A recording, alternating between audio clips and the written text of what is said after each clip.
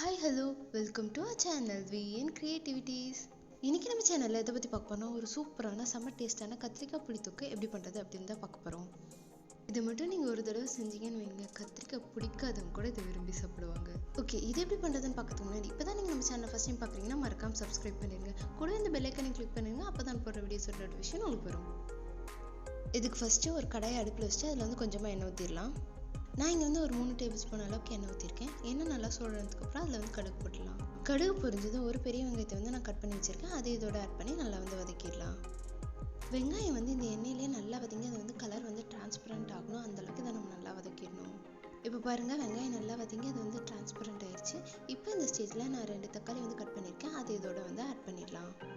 இதுக்கு வந்து நல்ல பழுத்த தக்காளி எடுங்க, அப்போ தான் வந்து நல்ல டேஸ்ட் கொடுக்கும். தக்காளி ஆட் பண்ணதுக்கப்புறமா அதையும் இந்த வெங்காயத்தோடு சேர்த்து நம்ம வந்து நல்லா வதக்கிடலாம். அடுத்ததாக இது கூடவே ஒரு 2 டேபிள் ஸ்பூன் அளவுக்கு வந்து இஞ்சி பூண்டு பேஸ்ட் வந்து ஆட் பண்ணுறேன். இஞ்சி பூண்டு பேஸ்ட் ஆட் பண்ணிட்டு அதையும் வந்து நம்ம நல்லா வதக்கிடலாம். இப்போ இந்த ஸ்டேஜில் அடுப்பு வந்து லோ ஃப்ளேமில் வச்சுருங்க, அப்போ தான் வந்துட்டு அடி பிடிக்காமல் இருக்கும். வெங்காயம், தக்காளி, இஞ்சி பூண்டு பேஸ்ட் இதெல்லாம் சேர்ந்து ஒரு 2 நிமிஷம் வந்து நல்லா வதக்கிக்கலாம். அண்ட் இதை வந்து கைவிடாமல் இந்த மாதிரி வதக்கிட்டே இருங்க, ஏன்னா சீக்கிரம் வந்து அடி பிடிச்சிடும். இந்த தக்காளி வந்து நல்லா வதங்கி இதை வந்து லைட்டாக மேஷ் ஆகிற கண்டிஷனுக்கு வந்ததுக்கப்புறமா இதில் நம்ம வந்து கத்திரிக்காய் ஆட் பண்ணிடலாம். நான் வந்து ஒரு 1/4 கிலோ கத்திரிக்காயை வந்து கட் பண்ணி அதை தண்ணியில் போட்டு வச்சுருக்கேன். அதை இதில் வந்து இப்போ நான் ஆட் பண்ணுறேன். எப்பயுமே கத்திரிக்காய் கட் பண்ணோன்னா அப்படியே வைக்காமல் தண்ணியில் போட்டு வச்சுருங்க, அப்போ தான் வந்து அது கருக்காமல் இருக்கும். இப்போ இது எல்லாத்தையும் சேர்த்து நம்ம வந்து நல்லா வதக்கிடலாம். அந்த மசாலா எல்லாம் நல்லா இந்த கத்திரிக்காயில் வந்துட்டு கோட் வர மாதிரி இதை வந்து நம்ம நல்லா வந்து மிக்ஸ் பண்ணி விட்டுடலாம். இது எப்படியும் ஒரு 2லேருந்து 3 நிமிஷம் நல்லா அந்த எண்ணெயிலே வந்துட்டு வதக்கிடலாம். எப்பயுமே கத்திரிக்காய் செய்யும் போது அது எண்ணெயில் வந்துட்டு ஒரு 2லேருந்து 3 நிமிஷம் நல்லா வதக்குனிங்கன்னா தான் அது டேஸ்ட் கொடுக்கும்.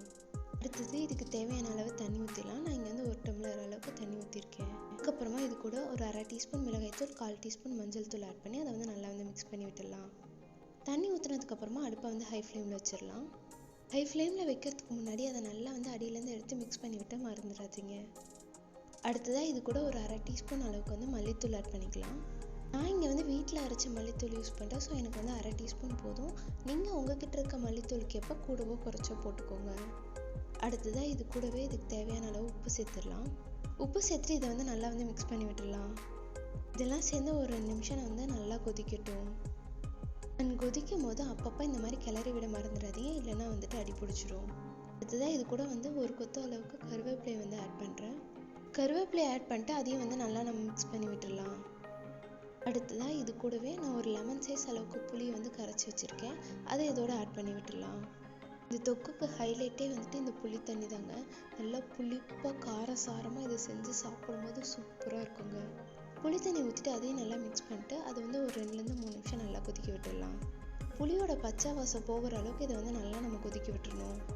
அண்ட் மறந்துடாமல் அப்பப்போ இந்த மாதிரி கிளறி விட்டுருங்க, இல்லைன்னா அடி பிடிச்சிடும். இது பார்க்க மேலே நிறைய தண்ணி இருக்கிற மாதிரி தாங்க இருக்கும், ஆனால் அடியில் வந்துட்டு அடி பிடிக்க ஆரம்பிச்சிடும். ஸோ அப்பப்போ இந்த மாதிரி கிளறி விட்டே இருங்க. இந்த தொக்கு வந்து எந்த அளவுக்கு திக்காக வேணுமோ அந்த அளவுக்கு திக் கன்சிஸ்டன்சி வர வரல இதை நல்லா வந்து கொதிக்க விட்டுருங்க. எனக்கு இந்த அளவுக்கு திக்காக இருந்தால் போதும். ஸோ நான் இந்த ஸ்டேஜில் வந்து அடுப்பை ஆஃப் பண்ணிடுறேன். கடைசியாக இது மேலே ஒரு கைப்பிடி அளவுக்கு கொத்தமல்லி இலைகளை தூவி அதை வந்து நல்லா மிக்ஸ் பண்ணி விட்டுடலாம். அவ்வளோதாங்க, நம்ம கத்திரிக்காய் புளி தொக்கு வந்து சூப்பராக ரெடி ஆகிடுச்சு. இனி இதை வந்து சாப்பிட வேண்டியதுதான். நல்லா சுட சுட சாதத்தோட இந்த கத்திரிக்காய் தொக்கை வச்சு அப்படியே சாப்பிடும்போது நல்லா புளிப்பு காரம் எல்லாம் சேர்ந்து அப்படியே வாய்க்குள்ளே போகும் பாருங்க, செம்மையாக இருக்கும். இந்த கத்திரிக்காய் பிடிக்காதவங்க கூட விரும்பி சாப்பிடுவாங்க. அண்ட் இது புளிப்பு லவருக்கு ஒரு செம்ம ட்ரீட்டாக இருக்கும். உங்களுக்கு தெரிஞ்ச யாருக்காவது புளிப்பு ரொம்ப பிடிக்கும்னா உங்களுக்கு இந்த வீடியோவை ஷேர் பண்ணுங்கள். மறக்காமல் செஞ்சு பார்த்து எப்படி இருந்ததுன்னு எனக்கு கமெண்ட்டில் சொல்லுங்கள். இந்த வீடியோ பிடிச்சதுன்னா லைக் பண்ணுங்கள், ஷேர் பண்ணுங்கள், கமெண்ட் பண்ணுங்கள், அண்ட் மறக்காமல் சப்ஸ்கிரைப் பண்ணிடுங்க. தேங்க்யூ ஃபார் வாட்சிங். Bye by.